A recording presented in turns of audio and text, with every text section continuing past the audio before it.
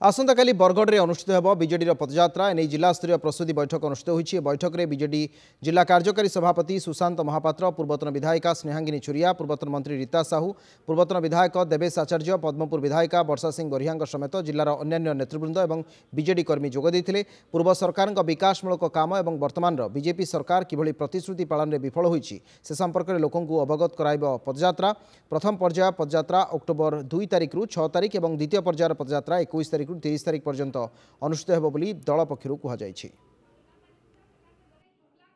बरगढ़ जिला स्तर रे आमे ताके केन भलिया आकार रे पालन करा जिबा समस्त शामिल हेकरी बिजु जनता दल समस्त कर्मकर्ता आबाल वृद्ध जनिता शामिल हेबे एवं कार्यक्रम के सफलतार सहित कराएबा आमे लोकंकर पार्टी के हिसाब जिमा लोकन को जनता हम बिजु जनता दल काना उपलब्धि तिला से विषय रे कहि कि वर्तमान सरकार लोकन को केंति प्रतारणा दोछि से